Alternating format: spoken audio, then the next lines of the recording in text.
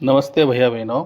आज हम कक्षा पंचमी विषय हिंदी पाठ 9 सदाचार का भाग 2 पढ़ेंगे। भैया बहनों, इससे पूर्व हमने पढ़ा कि सदाचारी व्यक्ति समाज के नियमों के अनुकूल कार्य करता है और वह सदाचारी कहलाता है। सदाचार दो शब्दों के मेल से बना है, सत धन आचार। सत का अर्थ अच्छा व आचार का अर्थ व्यवहार बताया गया है। सदाचारी व्यक्ति में बड़ों का सम्मान करना, मधुर बोलना, विनम्र बने रहना, परोपकारी बनना आदि गुण होते हैं। आज हम पढ़ेंगे कि सदाचारी व्यक्ति किस प्रकार अपनी मंजिल तक पहुंचता है। पहले मैं पाठ के शेष भाग का वाचन करूंगा, उसके बाद उसमें आए कठिन शब्दों का अर्थ बताऊंगा और उसके बाद हम पाठ का शेष भाग समझेंगे। वाचन आप सभी ध्यान से सुनेंगे। सदाचार सफलता का मार्ग है जो व्यक्ति को मंजिल तक पहुंचाता है। अच्छे व्यवहार के कारण कठिन काम भी सहजता से बन जाते हैं। इसके द्वारा मनुष्य अपनी असीम शक्ति को प्रकट कर सकता है। सदाचार के बल पर असीम शक्ति को प्रकट करने वाला सामर्थ्यवान मनुष्य संत और महापुरुष के रूप में जाना जाता है। वह अपने महान कार्यों से महापुरुष कहलाता है। ऐसे ही महापुरुष हमारे आदर्श होते हैं। उनका सद्व्यवहार अनुकरणीय होता है। हमें परस्पर सद्व्यवहार करना चाहिए। सद्व्यवहार ही वास्तव में सदाचार है। इस प्रकार भैया बहनों, मैंने शेष भाग का वाचन किया। अब इसमें जो कठिन शब्द आए हैं उनके अर्थ मैं आपको बताऊंगा। पहला शब्दार्थ है मंजिल। मंजिल का अर्थ होता है लक्ष्य। दूसरा शब्दार्थ है सहजता। सहजता का अर्थ होता है आसानी से। अगला शब्दार्थ है सामर्थ्यवान। इसका अर्थ होता है योग्य। और इससे अगला शब्दार्थ है असीम। असीम का अर्थ होता है असीमित। इस प्रकार इसमें जो कठिन शब्द आए थे मैंने आपको उनके अर्थ बताए, समझाए। अब हम शेष भाग को समझेंगे। भैया बहनों, इसमें बताया गया है कि सदाचार सफलता का मार्ग है जो व्यक्ति को मंजिल तक पहुंचाता है। भैया बहनों, मंजिल का अर्थ हमने समझा था लक्ष्य है। इसलिए जो सदाचारी व्यक्ति होता है उसे हमेशा सफलता मिलती है और वो अपने मंजिल तक आसानी से पहुंच जाता है। अच्छा भैया बहनों बताओ कि सदाचारी व्यक्ति में कौन कौन से गुण होते हैं। हाँ, बहुत अच्छा। वो मधुर बोलता है, विनम्र रहता है, परोपकार की भावना रहती है, एक दूसरे का सम्मान करता है। बहुत अच्छा। अच्छे व्यवहार के कारण कठिन काम भी सहजता से बन जाते हैं। इसलिए हमारा व्यवहार जो है भैया बहनों अच्छा होना चाहिए। इसके द्वारा मनुष्य अपनी असीम शक्ति को प्रकट कर सकता है। असीम का अर्थ मैंने बताया भैया बहनों असीमित। अपनी शक्ति को वो प्रकट कर सकता है और सदाचार के बल पर असीम शक्ति को प्रकट करने वाला सामर्थ्यवान मनुष्य संत और महापुरुष के रूप में जाना जाता है। भैया बहनों, जब वो सदाचार के मार्ग पर चलेगा, सारे गुण उसमें आ जाएंगे तो वो सामर्थ्यवान बन जाएगा। और जब सामर्थ्यवान मनुष्य बन जाता है तो वो संत या महापुरुष के रूप में जाना जाता है। इसलिए भैया बहनों, हम में से भी संत बन सकते हैं, महापुरुष बन सकते हैं, मगर ये सारे गुण हम में आने चाहिए। वह अपने महान कार्यों से महान पुरुष कहलाते हैं। ऐसे ही महापुरुष हमारे आदर्श होते हैं। उनका सद्व्यवहार अनुकरणीय होता है। इसलिए जो संत और महापुरुष होते हैं भैया बहनों, उनमें बहुत ही सारे अच्छे गुण होते हैं, सदाचार के गुण होते हैं। हमें परस्पर सद्व्यवहार करना चाहिए। इसलिए हमें एक दूसरे के साथ में सद्व्यवहार करना चाहिए।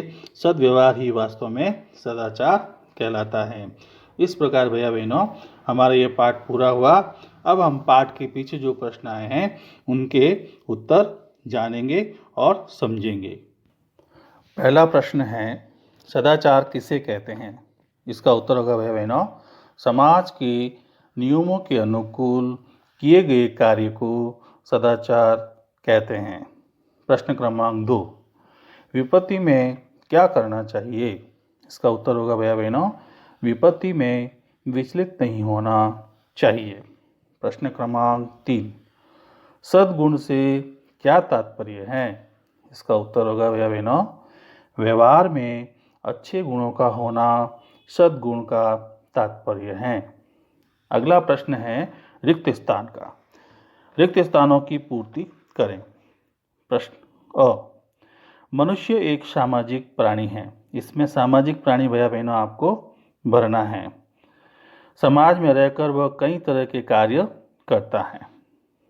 ब, सदाचारी बनने के लिए ईमानदार होना आवश्यक है। इसमें आपको ईमानदार रिक्त स्थान भरना है। अगला प्रश्न है भैया बहनों, सही उत्तर का क्रमांक छांटकर कोष्टक में लिखना है। सही उत्तर चारों में से जो सही होगा उसको अपने को कोष्टक में लिखना है। प्रश्न है, उत्तम व्यक्ति के गुण हैं गुरुजनों का आदर करना, मधुर बोलना, विनम्र रहना या उपयुक्त सभी। इसका उत्तर होगा भाई बहनों, उपयुक्त सभी। प्रश्न क्रमांक ब, सत्य बोलना एक प्रकार की तपस्या है। खंड, व्यवहारिक, अखंड या असत्य। इसमें उत्तर होगा भैया बहनों ग, अखंड। इस प्रकार हमने इनके उत्तर जाने। अब प्रश्न क्रमांक 3, व्यक्ति के सदाचारी होने की पहचान किससे होती है? इसका उत्तर होगा भैया बहनों, अच्छे व्यवहार से व्यक्ति के सदाचारी होने की पहचान होती है। प्रश्न क्रमांक 4, सदाचारी व्यक्ति में कौन कौन से गुण होते हैं? इसका उत्तर होगा भैया बहनों, सदाचारी व्यक्ति में गुरुजनों का आदर करना, सत्य बोलना, सेवा करना, विनम्र रहना, मधुर बोलना आदि गुण होते हैं। इस प्रकार भैया बहनों हमने प्रश्न क्रमांक 4 का उत्तर जाना। अब है प्रश्न क्रमांक 5, प्रतिकूल परिस्थितियों में भी सदाचारी व्यक्ति विचलित क्यों नहीं होता है? इसका उत्तर होगा, अपने असीम धैर्य और सहनशीलता जैसे गुणों के कारण सदाचारी व्यक्ति विपरीत परिस्थितियों में भी विचलित नहीं होता है। प्रश्न क्रमांक 6, सदाचार सफलता का मार्ग है कैसे? इसका उत्तर होगा, सदाचारी व्यक्ति के सद्गुणों के कारण उसके कार्य भी सहजता से बन जाते हैं। उसमें विपरीत परिस्थितियों से मुकाबला करने की क्षमता होती है। इसलिए सदाचार सफलता का मार्ग है। प्रश्न क्रमांक 7, महापुरुष हमारे आदर्श क्यों हैं? इसका उत्तर होगा, महापुरुषों में सदाचार के बल पर अपनी असीम शक्ति को प्रकट करने का सामर्थ्य होता है। उनके द्वारा किए गए कार्य महान होते हैं, इसलिए वे हमारे आदर्श होते हैं। इस प्रकार भैया बहनों पाठ के जो पीछे प्रश्न थे हमने उनके उत्तर जाने। अब भाषा की बात, इनको भी हमें करना है।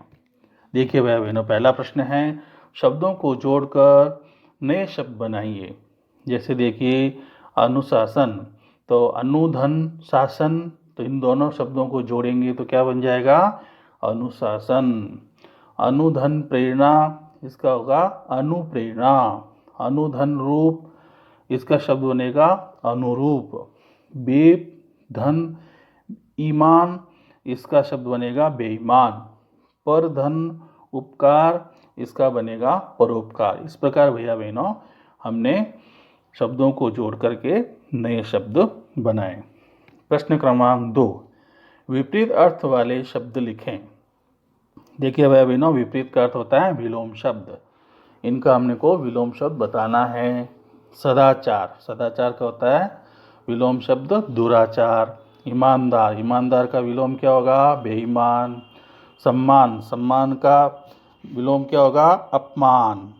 निर्भय, निर्भय का विलोम होगा डरपोक। अनुकूल, अनुकूल का विलोम होगा प्रतिकूल। सद्गुण, सद्गुण का विलोम होगा दुर्गुण।